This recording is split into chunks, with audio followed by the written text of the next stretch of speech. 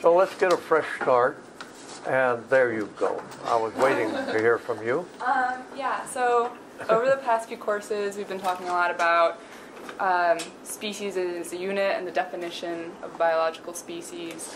And I've, throughout my experience trying to develop a career in conservation, had a lot of ethical questions that relate specifically to conservationists and the work that we do. And when you talk about species, I think a lot about how there are programs out there where we're working to preserve a species or even a subspecies. And you talk about this ethic of do no harm. And I wonder sometimes if trying to preserve those genetic lines, those pure genetic lines, can sometimes do harm. And maybe, I'm not sure where to draw the line. So a specific example I think of is that of the red wolves that are out at Alligator River, and how some of the scientists there are euthanizing hybrid pups that hybridize with the coyotes, whose range is expanding. So I'm just wondering, and like open this up to everyone, where do you think we should draw that line for do no harm? Al, now you have 15 experts to consult here. Yes. Who wants to say what the solution of the problem is? That it becomes very difficult and expensive. In some cases, this is the return of a whole species. A red wolf is a distinct species, but it does hybridize, you're quite right, and the hybrid, in part because of the superabundance of coyotes. The wolves, it's like us and the Neanderthal. It turns out we're walking around with a lot of Neanderthal genes, but that's a different matter.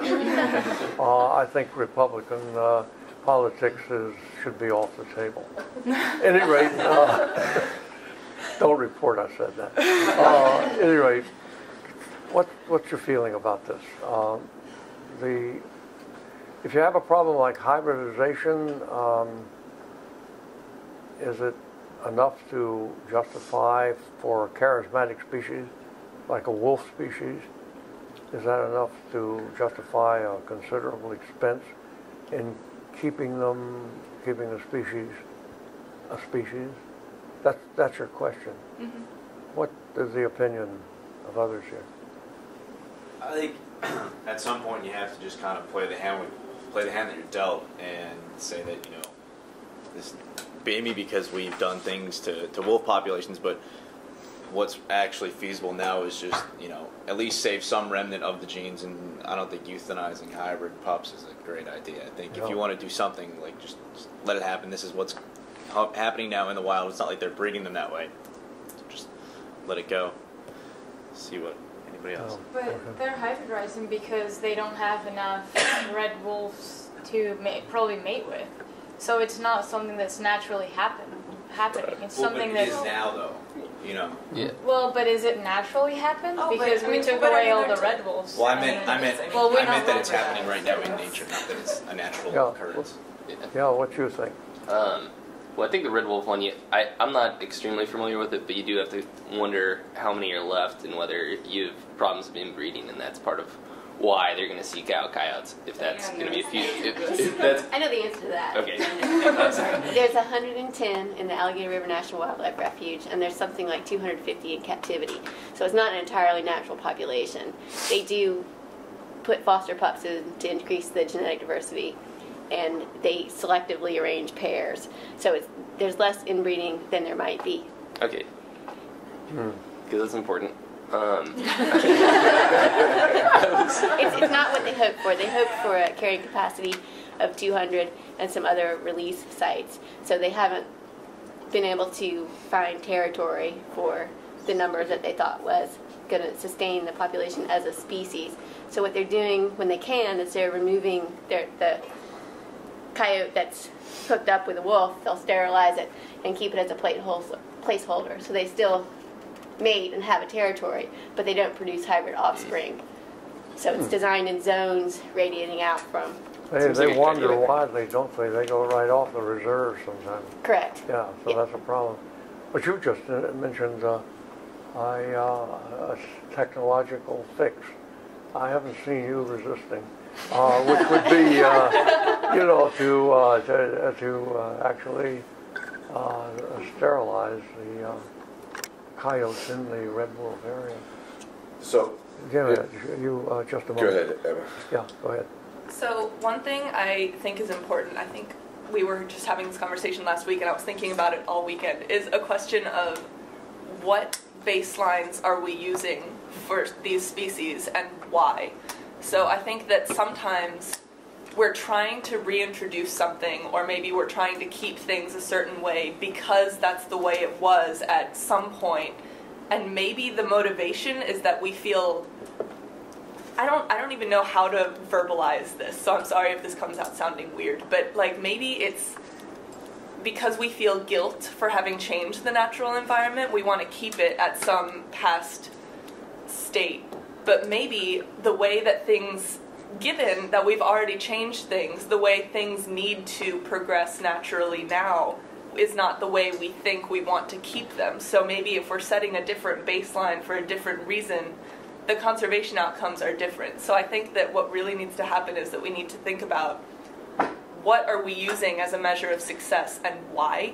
And I don't think we can answer this question until we decide that. Because if we decide that we want to have red wolves as red wolves because we feel bad that we almost made them extinct and we want to keep them, then that's one thing. But if we just need a predator for ecosystem purposes, then maybe hybrids are okay. Or if we just want some part of their genes alive because of biodiversity and having options genetically in the future, then that's also another option. So I don't think we can answer that question until we decide what baselines we're using and we decide whether or not that baseline is the right one to use. There's a lot of logic in what you say, but you're veering awfully close to what I call bad anthropogeny. Yeah, I know, and that's another problem.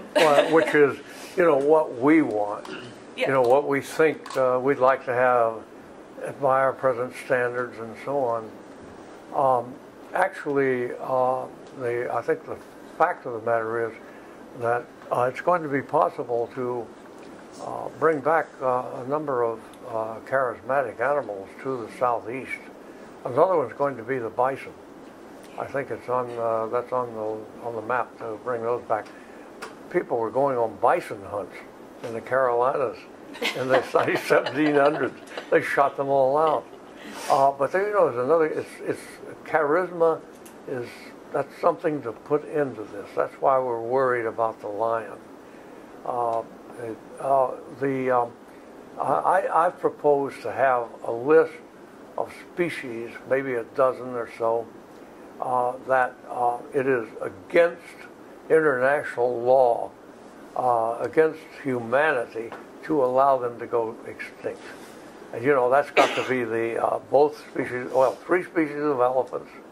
It's got to be the lion, it's got to be the tiger, and because just think, suppose you woke up in the morning and it said, last tiger dies in Cincinnati Zoo. That was the news in 1914, I think, or 18, for the passenger pigeon. You know, how are you going to feel about that? I think you're going to feel pretty badly about it. I would, and I think most people would say, well, wasn't there something we could have done? And maybe the red wolf for America is one of those must not let die. You were raise your hand again. So I realize that what I said could sound like it's the bad Anthropocene, but really quickly, a disclaimer. I'm just thinking that in terms of the red wolf, I'm just thinking that a lot of the people that I've spoken to, I don't know if these are the experts on red wolves, feel like we should have red wolves because, you know, we're the reason that they went away, so we should put them back. But I was just thinking, and I don't know if this is controversial, but given that we've already basically eliminated a lot of them, and given that the only place that we can put them back is this place where they're going to naturally hybridize, I'm just... So part of my moral ethic feels kind of skeevy about euthanizing hybrids, given that we created I mean, to what extent, after we've intervened to put them back, should we keep intervening to keep it the way we want? Because Okay. that also sounds Gotcha. like bad Anthropocene. Gotcha. Would you feel badly about maybe sterilizing a bunch of coyotes in the territories until the red wolves can build up? What? I don't think that my own ethics have been fully evolved to the point where I can make all these decisions. But I just feel like I just feel skeevy about certain things that conservationists do, and I don't know how to verbalize when it's okay and when it's not. And I feel like that's what we're trying to get to, and how we're trying to decide. Like at what point we our job finally got ends. a subject. The red wolf had pushed the button. Go ahead. Well, so the red wolf is a good catalyst for this discussion. Exactly half of us are training to become masters in environmental management, and if that means I spend the rest of my life trying to euthanize red wolf hybrids, I'm in the wrong profession. But it really does seem to come down to a topic we touched on in the first hour, which is symptoms or causes. Are we destined to spend the rest of our professional lives addressing symptoms of varying degrees, or is there something bigger that we can do? Managers have a job, and in some cases their metric, which is really what you're talking about, is very simple. If it's an endangered species, the Colorado River, which is used for however many uses, dozens, there's only one metric, and that is the number of humpback chub, right? For which it's managed. What can our short-term or long-term management goals be? Yeah. And in choosing environmental management, are we resigned to addressing symptoms? I think what you're saying is you want to get out of you're like a doctor who wants to get out of the emergency room and into the population, helping people stay healthy and recover from minor infections, cuts, and bad colds. In other words, you want to manage. Yeah. Yeah, you don't want to spend your life fighting to save one species or strain. Yeah. That's a big topic there. So that's fine. That's fine. I don't want you to be tied down like that either. But I will say it's about the future range of the red wolf. We'd like to see it go all the way down the panhandle to Texas. And we might be able to do that because, well, I'm a member of a group, and I'll be on my way down again to meet with it in the Florida Panhandle to build a wildlife corridor through the whole panhandle and maybe add significant acreage through there. And that's an area, when you get away from the beaches, that's an area which is potentially wildland, restored wildland. A lot of acreage of longleaf pine is being restored there. Who knows, it might be that when the red wolf gets a big enough population, there could be an establishment of it through that whole area. You just don't know these things until you've worked with them a while. They don't necessarily become forever, a particular problem. I was just mentioning that in passing. We want to get lots of bear back in there. We want bison. We want red wolf. We want panthers. Panthers eat coyotes. Go ahead. But I guess I still have the issue just in my own mind. If we're trying to save this species, which I fully believe we should try to save, like many endangered species, is it, and you're trying to, do no harm. Are you really doing no harm if you're preventing a healthy coyote population from reproducing as it would? Like, I'm not convinced. Would you repeat that? I didn't quite understand what you just said. I'm just not convinced that, while I'm willing to dedicate my career to saving threatened species, I just don't know at what cost. So how can you justify, working to save a species if at the same time you're hindering a healthy population of, like, coyotes, for example? I'm just not sure how ethically to justify that. I was going to use another example that I came across recently. There's the desert bighorn sheep, and it's an endangered species. And they have to manage cougars in the Southwest for them because they will take so many desert bighorn sheep that the population will be unsustainable unless you're removing cougars from the situation. So I think it's Forest Service has been actually eliminating cougars that they tracked down and found have killed desert bighorn. So that's like another example of a management strategy that's going on. And you could argue potentially that's not do no harm, but I mean if you don't get rid of the cougars, you're going to lose the species. So I think the real question is it when you're defining do no harm, do you mean do no harm to like any animal, or are you trying to look out for the best interest of the future of an endangered species? Let's go back to Colombia where there's a lot of good stuff still alive. Okay. Well, this subject actually touches my controversial part a lot because this has been a big impediment to conservation in general. This like charisma thing. People want to like go to an island and say don't kill the pigs because the life of the pig, and the pigs are driving to extinction all the plants that have been in this island for like millions of years, all the birds that have lived here, all the mammals that were native from there. So this like do no harm, like you're right, where do you draw the line? Where you draw it where it doesn't drive a species to extinction. And sometimes you're gonna have to kill charismatic animals, like cats kill more birds than anything else in the US. And people love cats. This is a huge problem.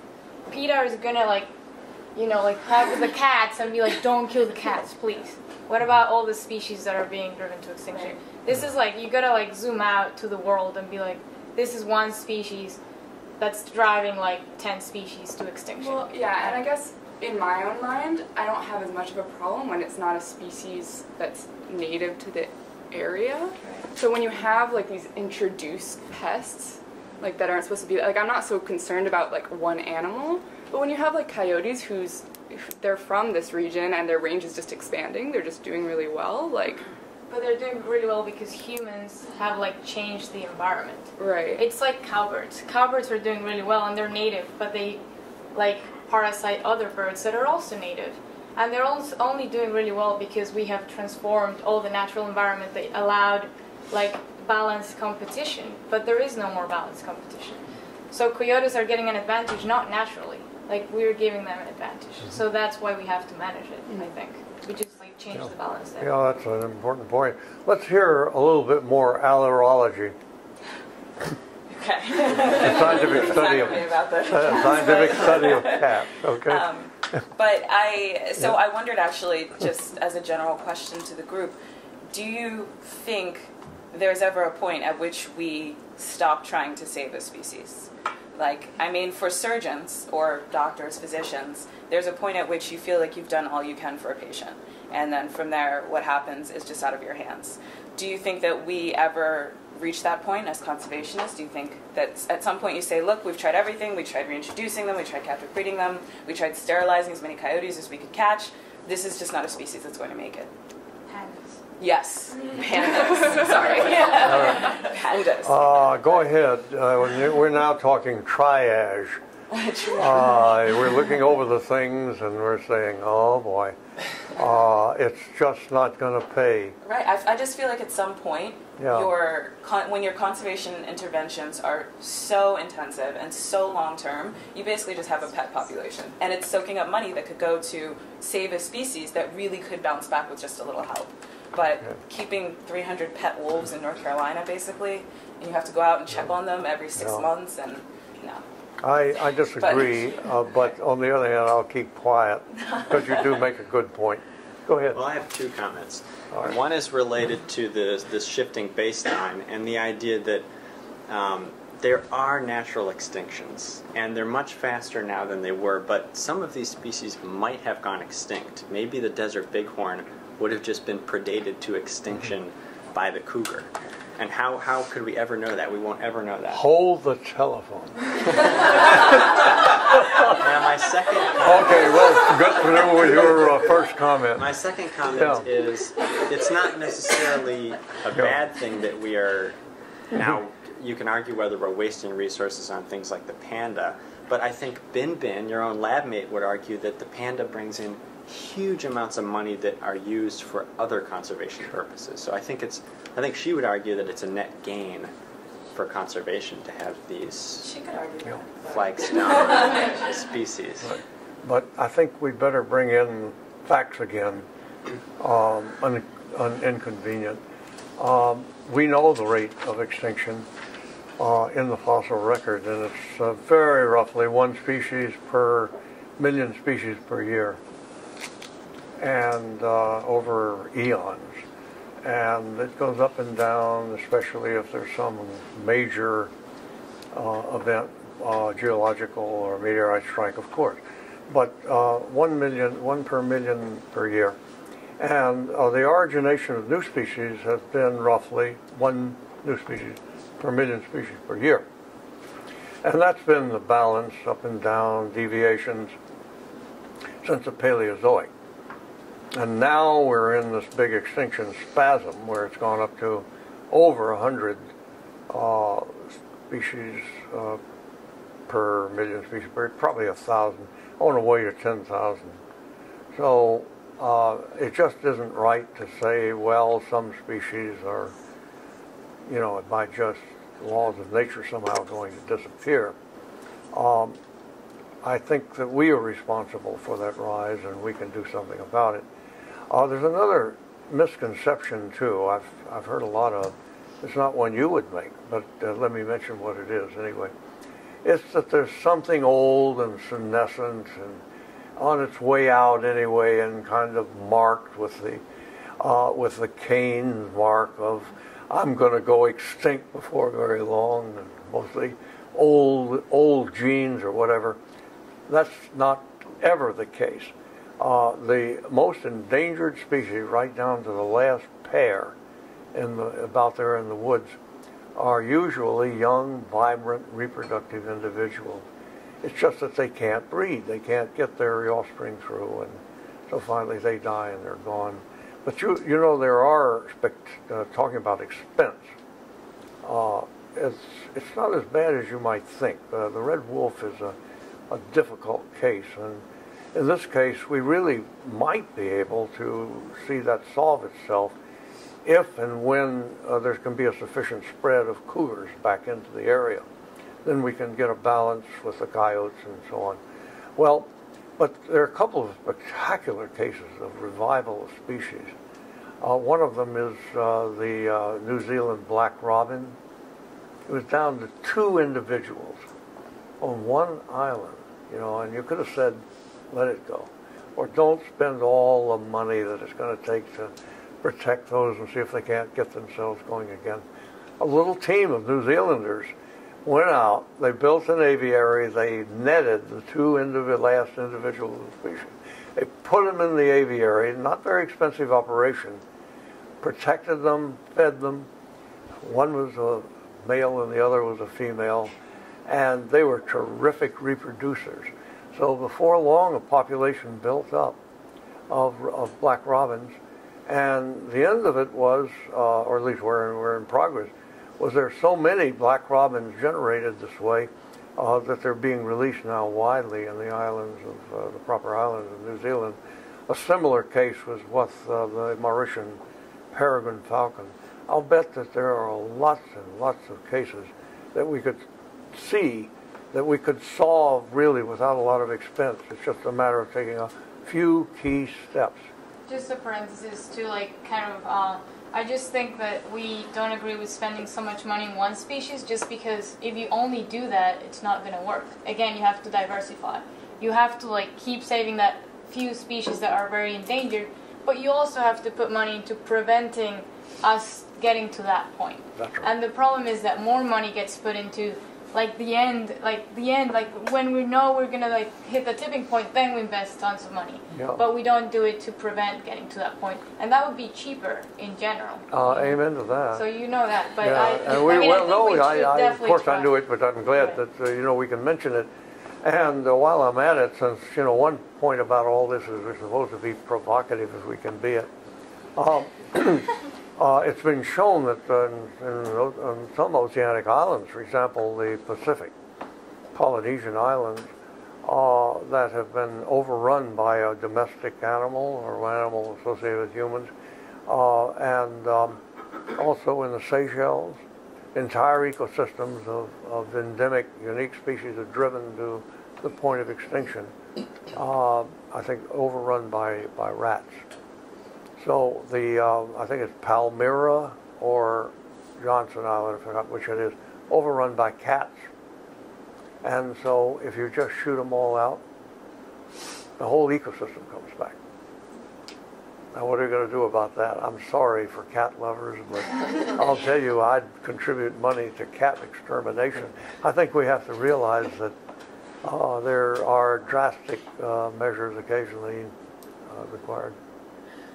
But I wonder from what you said, Natalia, like, I think of like how we take care of our own bodies. It usually takes a crisis, a health crisis to like change how we've been living and eat better and start exercising. Like, I just wonder, like, inherent in our human brains and how we go about conservation as well as like our very own health is like it takes a crisis. Yep. But I would even say it's part of human nature that we don't deal with.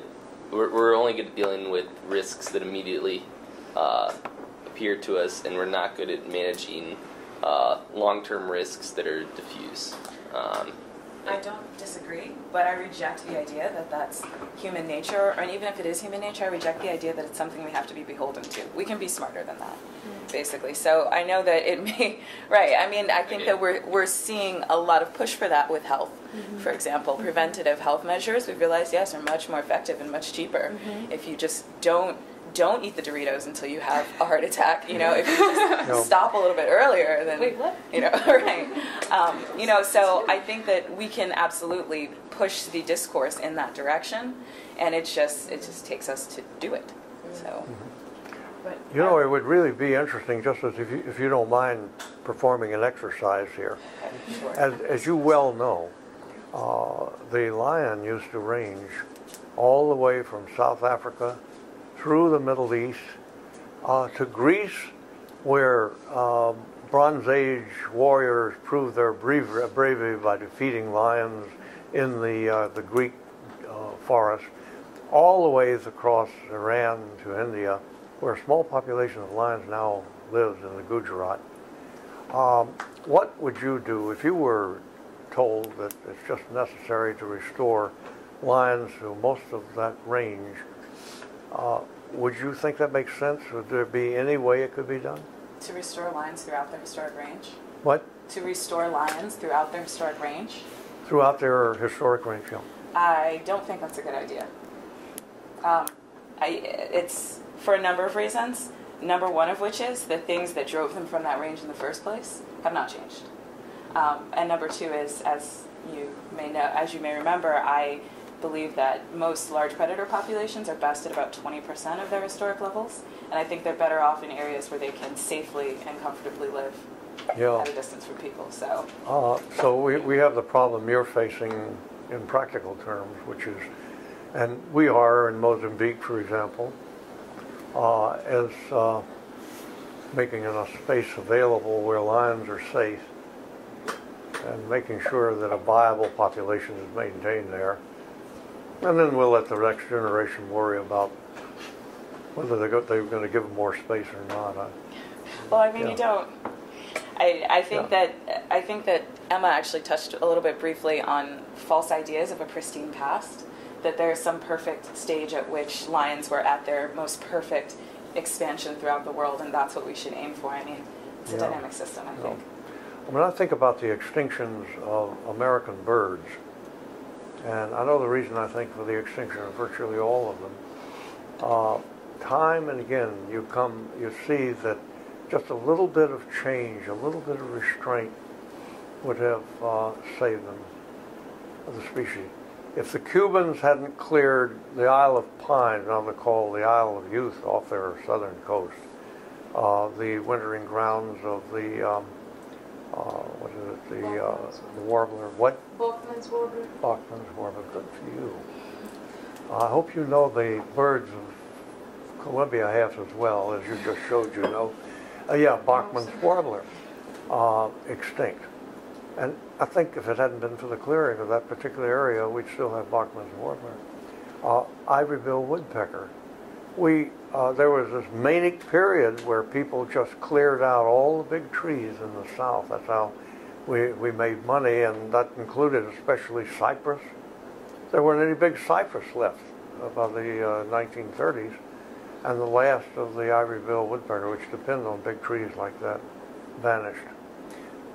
Red cockaded woodpecker, on the edge of extinction, because it needs fairly big longleaf pines, in which the male drills, the only woodpecker in the world that does this, a hole in the live trunk of the tree.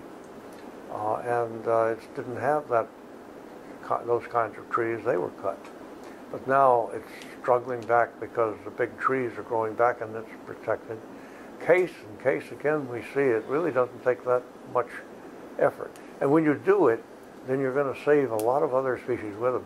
You know, we've been talking about vertebrates, birds and mammals the whole time, and you know, nobody brought up spiders or butterflies or anything else.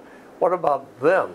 When you look at these same problems with the vertebrates, the birds and so on, you find the same thing, incidentally, with these insects.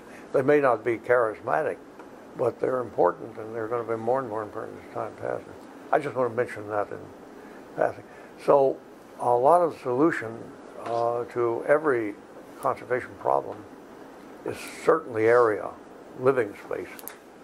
When you save enough living space for a lion or for a Kirkland's warbler or whatever, you know, name another dangerous species, then you're saving space for possibly tens of thousands of species, of other species. And we don't even think about that. That's one reason why I'm really enamored of the project in the Great Smokies National Park.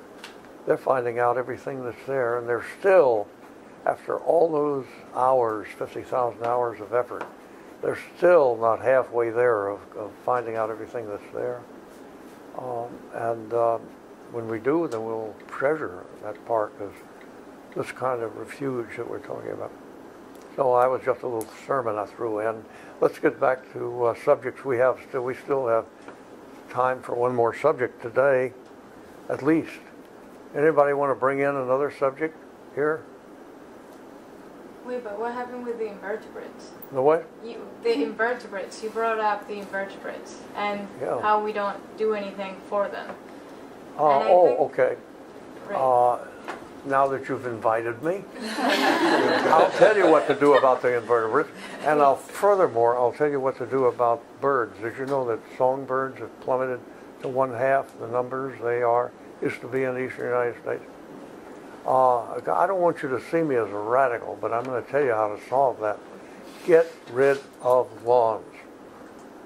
Replace lawns and most of your domestic bushes, flowers, and garden plants with natives. We have beautiful ones. They're adapted to our soils, our climate, and so on. Instead of English-style lawns, you know, this is just Americans imitating English aristocrats who came over and all wanted to have their lawn, you know. It'd be ideally if it goes down to the lake, you know, where one could hunt snipe. Anyway, instead of lawns, if we could have landscaped, even in, say, an acre of land, landscaped terrain with native flowering plants, annuals, perennials, shrubs, storied trees.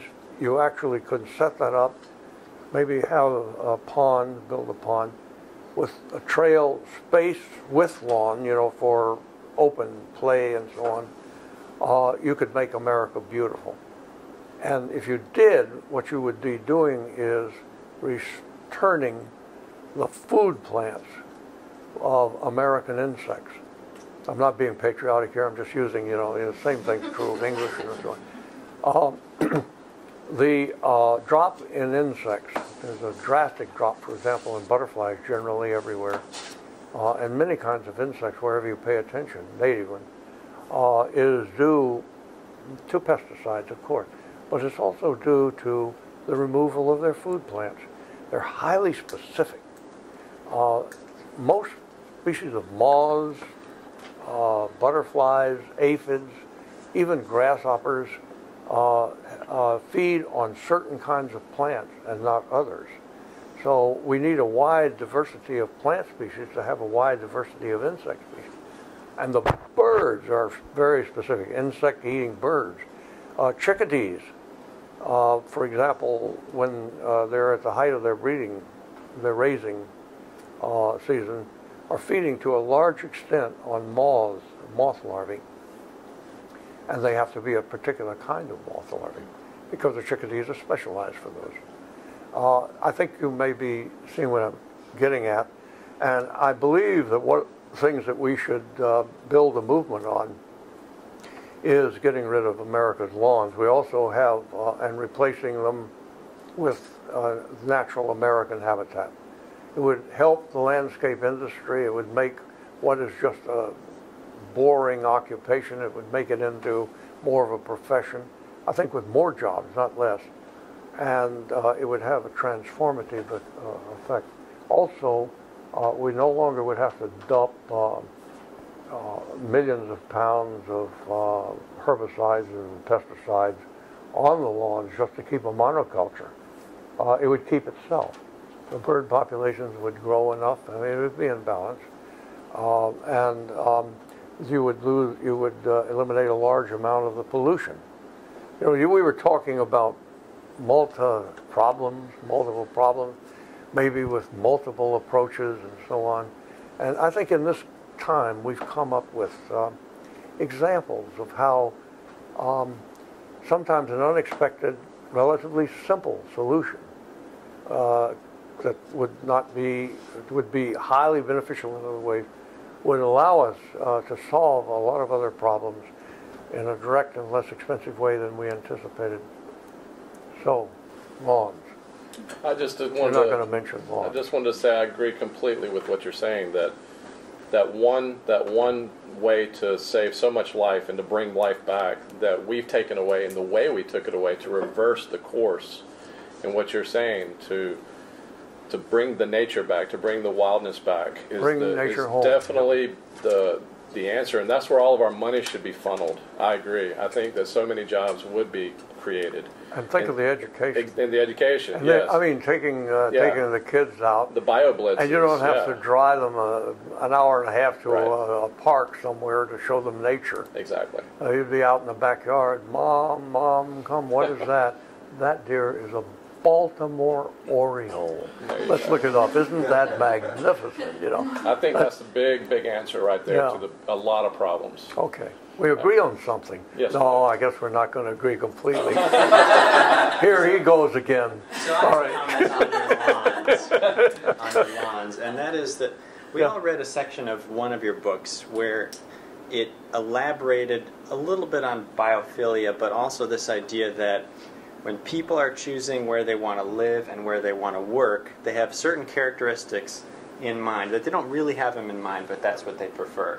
And that is, they would like to have a view, and they'd like to have a savanna-like plains extending in front of them. And that's what the lawn is, I think. This is my open area. There are no predators here. I can see everything. I've maybe got a little water source. And so I think that is just coming back to this, human nature. And like Alexa said, maybe we can transcend that. But I think that's real good. That's real good. That's check, but that's not checkmate. Okay, you just said, you got your pond. Maybe there are a lot of streams. Sometimes you could even divert streams a bit so it's shared among, people in the neighborhood. And but I was thinking deciduous forest, of course, and but throughout much of the country, the open views would be just part of a natural environment as well. So, but you do make a good point.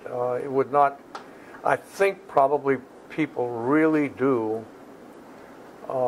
think a little bit of their lawns as parklands, and they want to imitate it.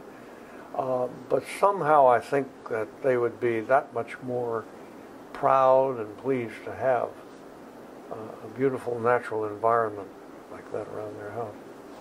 But let's see. I was going to say, I mean, you could still landscape it to accommodate that view too, just with native fauna. Call it American. American, very like, yeah. Like choose the ones that are American. Yeah. You know, I just, listen, I got to watch the time here, but just bringing up the ideal environment is what people naturally lean to. And we got at least one person working in Africa right now. About the African savanna is where we evolved, and there's this mystic feeling. I've often wondered whether it's just mystical and the literary convention that Africa is home, that when you go there as a big game hunter to live a while, you feel you're at home. You feel right about it. Well, I want to tell you that having returned now a couple of times to live in Gorongosa National Park, you know, which has all the features. It has the lake, it has the rivers with crocodiles in them, and it has savanna, open, dry forest, and typical savanna. I have to tell you, I really felt at home. I really like that place, just a natural place. And it may be just a little bit loony, but maybe not. Maybe what I wrote about is true. Of course, that's not based on any work I've done. That's based on careful comparative studies by psychologists on the preferred. Well, let's see. We got enough time for one more provocative thing to be said. Synthetic biology? Come on. Well, this is probably worth bringing up at the beginning of a session instead of the end. But the big things we've talked about have talked about today are about value changing.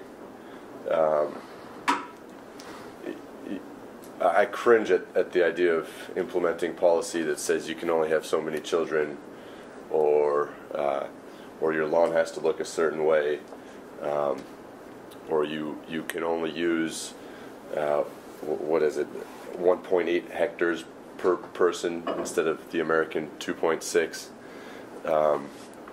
That's a hammer approach. It's top down. It's regulatory. Who has Maybe regulations like that? Pessimistic though, and that seems like the only Who way. has regulations like that? Well, China had a one-child policy, but do we have anything like that? No, but I'm not Yeah, talking so much about regulations that are in place, but ways to get things done. I mean, if those are things that we see that need to change. I want to disagree with you immediately, because this is really a kind of goal we're going for. You know, we really want to, through democratic, through my question is technological how to, not that we have those regulations, but our goal is to change the value structure. That's right. That's what we want to do in a way that ensures that we have a sustainable world. So that we see some of these criteria that we've outlined, we see that they're met. And it is not my inclination to advocate for policy. That's simply a tool for it. But how? I mean, there are changes. You know, more people are moving to cities now than moving away from cities, which is a good thing.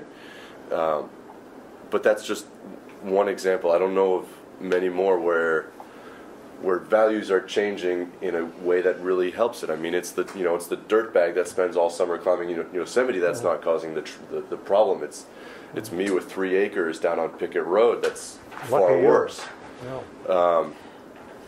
I don't know. How do we change the value structure? May I ask you a question? Because it really is important. Everybody knows that the world's populations are imploding in the cities. Yeah. That's happening everywhere. So we're getting these super cities. 10 million is common now. Do you think they're going into cities, and that would include Americans, going on into Chicago and New York, because they prefer living in cities, or because that's where most of the economic opportunity lies? I don't think people. I mean, I'm not sure those that do know the distinction. Let me ask you a between question. the two. Okay. Suppose I made you an instant billionaire. Oh, we got too many of billionaires already. Instant Trillionaire. a millionaire. You got $100 million now. You have lifetime security. You know, a lot of things you're probably going to do. You know, you want to use it for. But now you're going to pick where you're going to be living. We're going to have your 1 or 2 or 3 houses. Where would they be? I'd be in the country. How many, if given, and I haven't got enough here to go around, but everyone here, you know, had $100 million, right? How many would probably end up with their main residence in a city, you know, comfortable?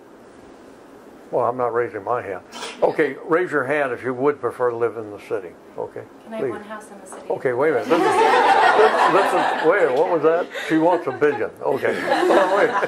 Okay. Oh, wait, let's count. 1, keep your hands up, please. 1, 2, 3, 4, 5, 6, 7. I'm with you. Can I have a summer home? Yeah. What? I have one in each. 7. How City many house would? and a country house. What? I have one in each place. And an island. Okay, I'm going to regulate here. You know, you got to make a choice. How many would like to live in what we call the country? That is, in out of cities and so on. Okay, 1, 2, 3, 4, 5, 6, 7, 8. Somebody didn't. I didn't count. 1, 9.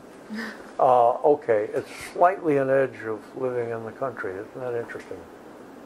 Yeah, but I think most would probably have two residences.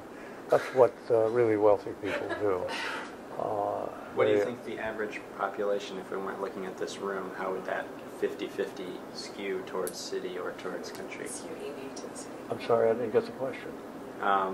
If we in this group are balanced about 50-50 people Yeah, who roughly. prefer to live in city versus country, how would the general population balance? What would the proportions be?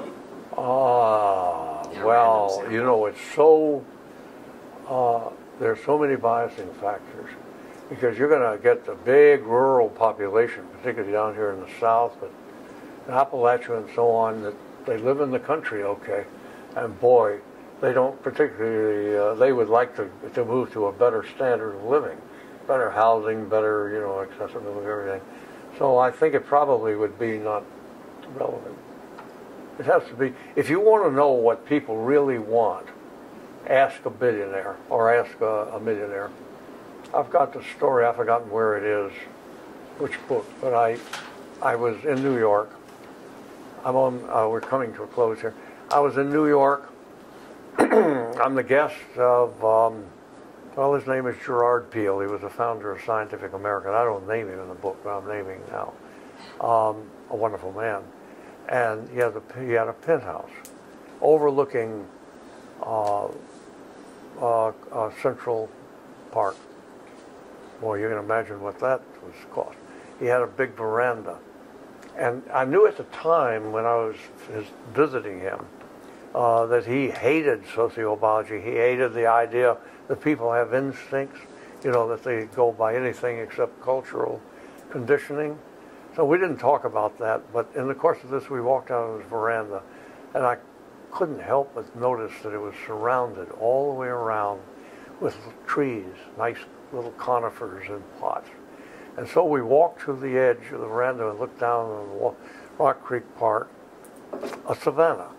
You know, built, my homestead is a savanna, with 2 man-made lakes.